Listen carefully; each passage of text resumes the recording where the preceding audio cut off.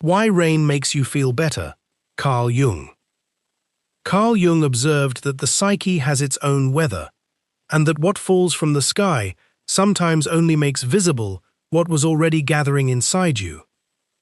Here is the premise, worth sitting with before anything else.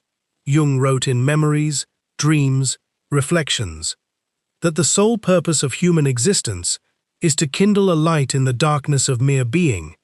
And he did not say this as a comfortable thought. He said it as a man who had spent years in his own darkness, tending a small flame that no one else could see. And if you have ever felt a strange relief when the sky goes grey and the rain starts, when the whole outside world finally matches the quiet weight you have been carrying alone, then you already know something Jung spent his life trying to say plainly. The relief is not about the rain itself. It is about no longer having to pretend the sun is warmer than it is. The outer weather simply gives you permission to stop performing brightness you do not feel, and something in you exhales. And if you have ever felt faintly ashamed of how much you love a grey afternoon, as though it marked you as tired or strange, or somehow less alive than the people who chase sunshine, you are not the only one who has felt this. Jung would stop you right there and ask you to look again, because the shame is misplaced. The relief you feel is not a flaw revealing itself. It is a signal worth listening to, rather than silencing. So let us resolve something together before we go further. I stop treating my need for quiet as a small failure in me. I let the grey afternoon be a mirror instead of a mood to fix.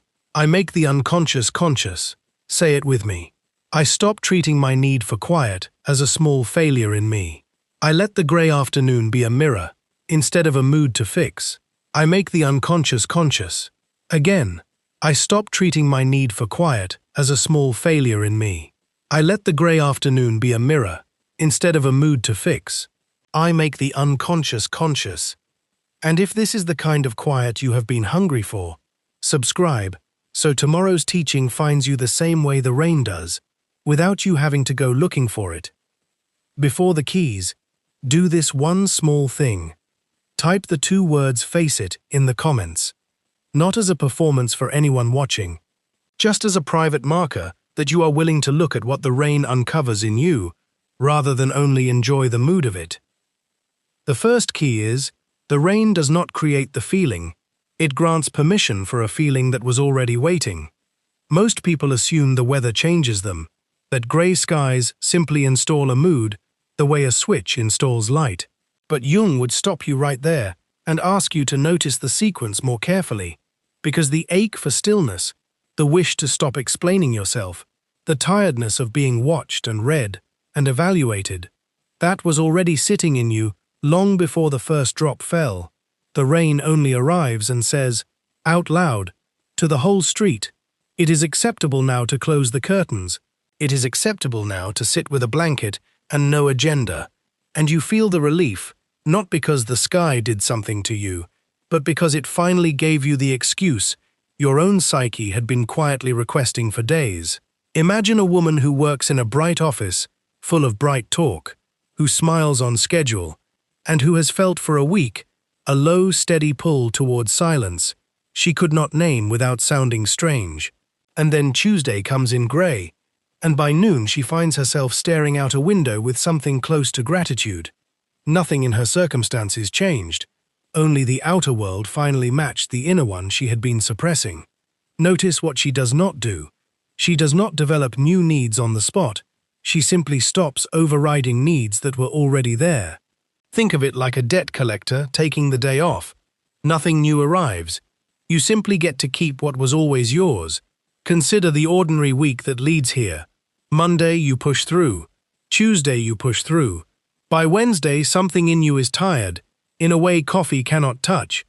And if the sun keeps shining, you keep pushing, because a bright day carries its own quiet demand to be bright back.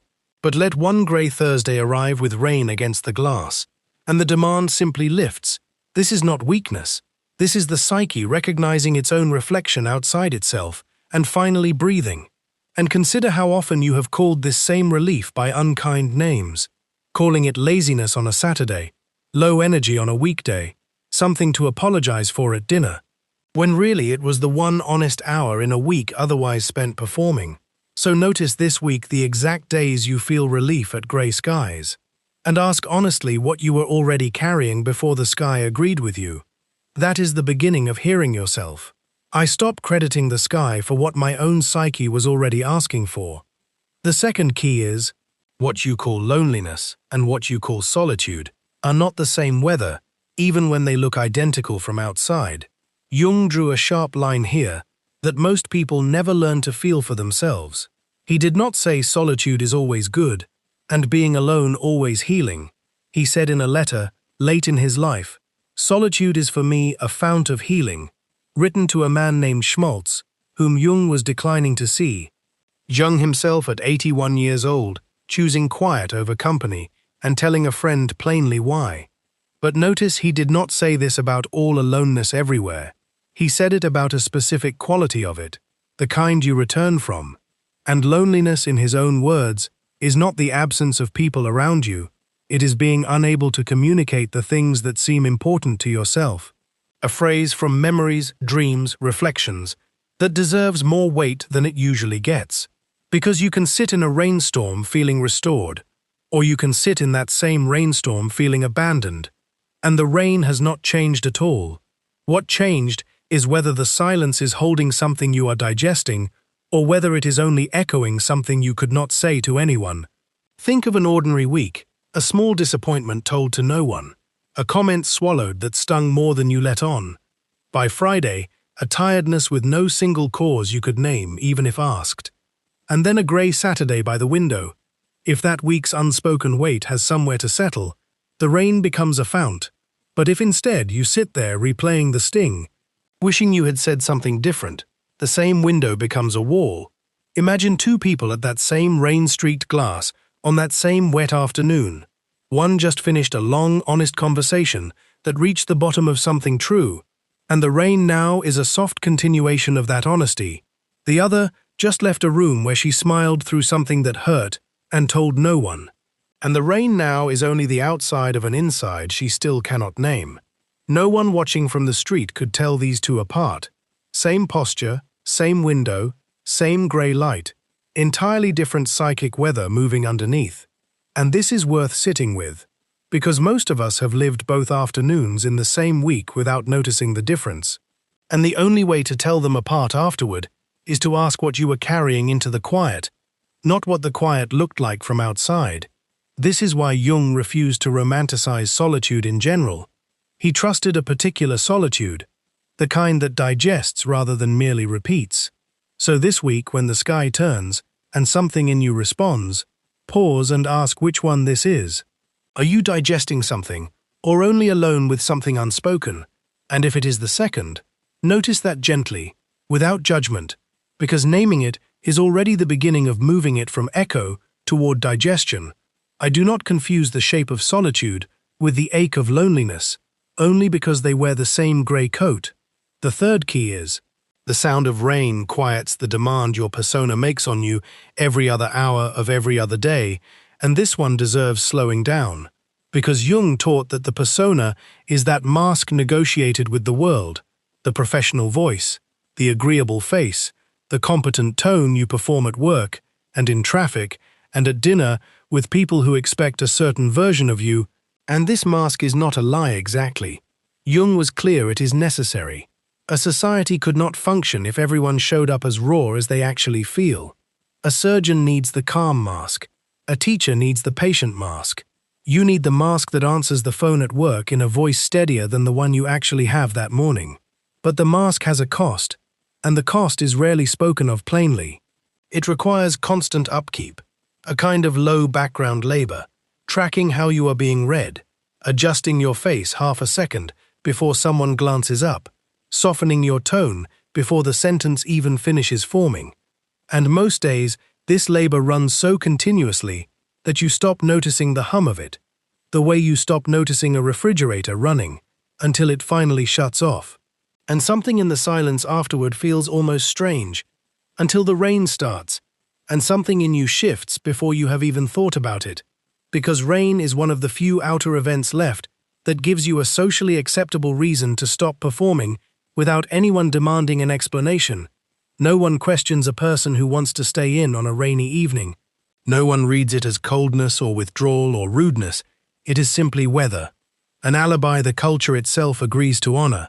And so for a few hours the persona gets to come off without apology, laid down the way you might set down a heavy coat at the door, and what is underneath it, the part of you that has been holding its breath since morning, finally gets to exhale. Imagine a man who spends his whole week being the reliable one at the office, the one who never seems rattled, who has an answer ready before anyone finishes asking the question, who has trained his face to look unbothered so consistently that even he sometimes forgets what his unbothered face is covering. And on a wet Sunday morning, he makes coffee and sits by the window and says almost nothing to anyone for 3 hours. And he tells himself afterward it was laziness, a wasted morning, nothing to show for it. But it was not laziness. It was the only 3 hours all week where the mask got to rest on the table beside him instead of fixed to his face. And if you asked him what he actually did that morning, he would struggle to answer, because the work was invisible. The work was simply not performing. Consider also how quickly the mask goes back on the moment the rain stops and the sun returns and the errands resume. The shoulders that were loose an hour ago straighten again almost without your noticing. The voice that had gone quiet finds its practiced brightness again before the first phone call. And consider, too, how many small identifications hide inside that mask without your ever choosing them. The way you introduce yourself by your job before anything else. The way a compliment about your work lands differently than a compliment about anything private. The way a quiet weekend can feel like failure because nothing was produced. All of this is the persona asking to be fed again. And the rain is simply the one voice loud enough to be heard over that asking. This is worth naming clearly for yourself, rather than letting it pass as a passing mood.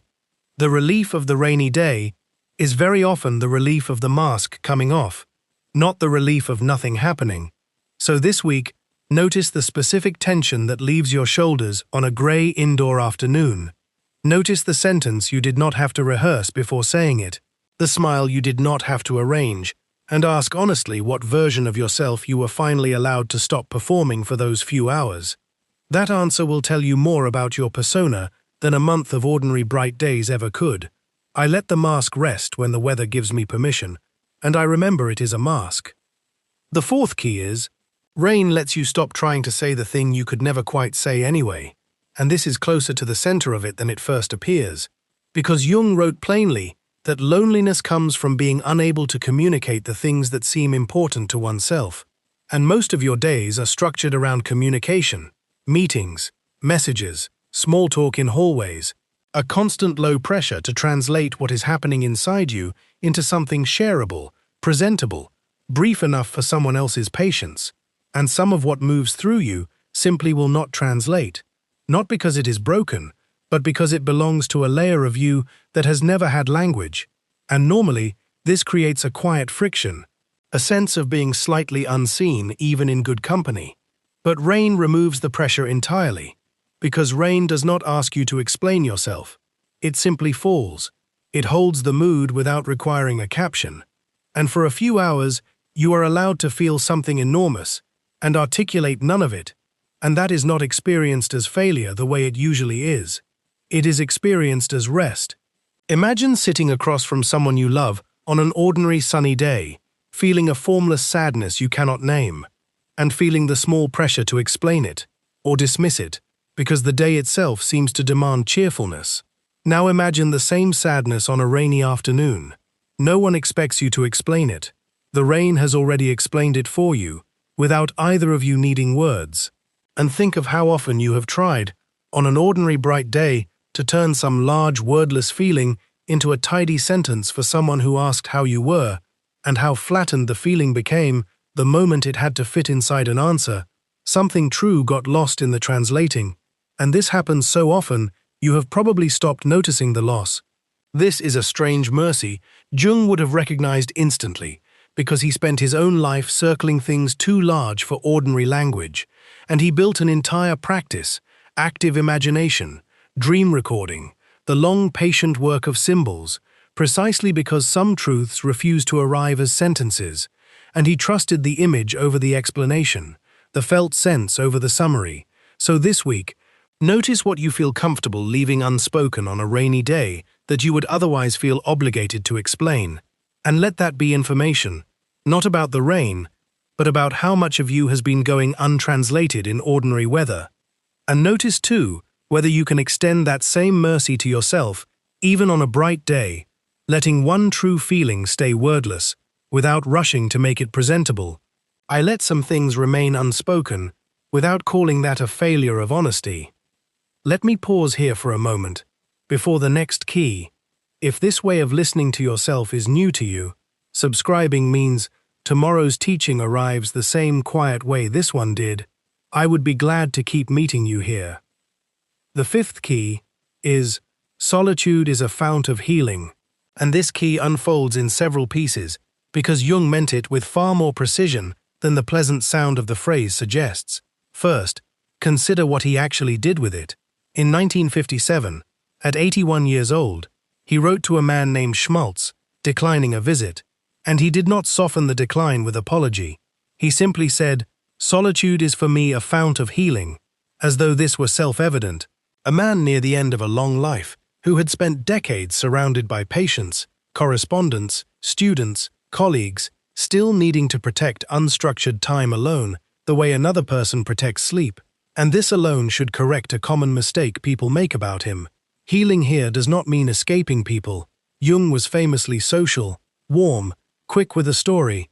This is not a hermit's confession. It is closer to a rhythm he had learned to trust the way you learn to trust, breathing out after breathing in.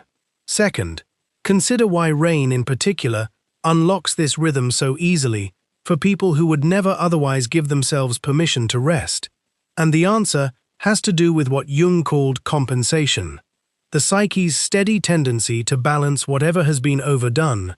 If your week has been all talk, all performance, all outward attention, something in you begins quietly building pressure toward the opposite, toward inwardness. And normally, you override this pressure because the culture around you rewards constant availability. But rain interrupts that authority for an afternoon. It makes the case for stillness on your behalf more convincingly than you could ever make it for yourself. And so the compensation that was already due finally gets paid, which is why the relief feels less like avoidance and more like settling a debt you did not know you owed. Imagine a father who spends every Saturday managing a household, errands run, children driven from one place to another, and one wet Saturday, he sits in the car in the driveway for 10 extra minutes after everyone has gone inside, listening to rain on the roof, doing nothing, deciding nothing, and he cannot explain what happened in those 10 minutes, only that something in him is quieter for the rest of the evening, a softness that had nowhere else to come from except that quiet third. And this is the piece most people skip past too quickly. Healing in Jung's sense was never passive. Solitude is a fount, not a void. Something is actively happening, even though nothing visible is happening at all. This is the same territory as the mannequin Jung kept as a boy, a small secret carved figure hidden in the attic of his childhood home, painted and wrapped and visited quietly for years. A secret he told no one, and he recalled that simply knowing it was there, untranslated, undisturbed by anyone else's opinion of it, gave him a stability nothing else in his boyhood offered. And the rainy afternoon works the same way. Whatever moves through you in that hour of unbothered quiet, an old memory surfacing, a decision quietly settling itself, a grief finally allowed to sit still instead of being managed. This is not idle time. This is the unconscious doing its slow, patient digestive work, while the ego, for once, stops interrupting it. Fourth, notice that this fount does not announce itself. It feels almost like nothing, like sitting, like staring. And this is exactly why so many people distrust it. They want a rainy afternoon to hand them an insight, the way a meeting hands them a decision. But Jung would tell you the fount works precisely because it asks nothing of you. The value is in the letting alone, not in what you can produce afterward. Think of a woman who spends a rainy afternoon washing dishes slowly, staring out at the wet garden, and when her partner asks that evening what she did, she says nothing much, almost apologetically, and yet something in her has been quietly reorganizing itself for hours. A worry sharp on Thursday has gone soft and manageable by Sunday night, and she cannot point to the moment it happened because it was never meant to be pointed at. Fifth, this is why the fount can only be trusted, never forced. You cannot schedule a breakthrough the way you schedule a meeting. All you can do is protect the conditions, the unhurried hour, the closed door, the rain against the glass, and let whatever needs to move at its own pace. And this patience is itself a discipline, harder in its way than any effort, because it asks you to sit with not knowing, while trusting that something is happening. So here is the fuller shape of this key. First, the healing is real. Jung staked his own late-life practice on it. Second, rain simply grants you the social permission your culture otherwise withholds. Third, the quiet itself is active, doing work you were never meant to supervise. Fourth, the fount does not need to feel important while it is filling you back up. And fifth, you cannot rush it, you can only protect it. If you have spent years quietly guilty about how much you love a rainy day indoors, wondering whether it means you are antisocial or lazy, consider instead that you may simply be someone whose psyche has learned, faster than most, to recognize its own fount when the sky finally opens it for you. I stop apologizing for the healing that happens when I am finally, gladly, alone.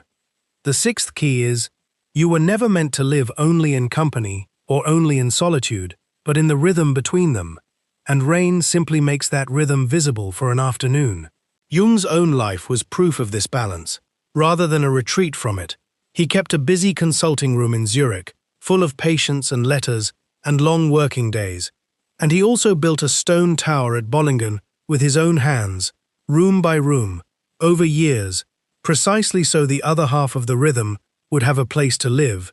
He was not choosing solitude over people. He was making sure neither one swallowed the other, and this is the quieter lesson underneath everything the rain has been teaching you across these keys. The relief you feel on a grey afternoon is not a verdict against your ordinary life. It is not proof you should become a hermit or cancel every plan from now on.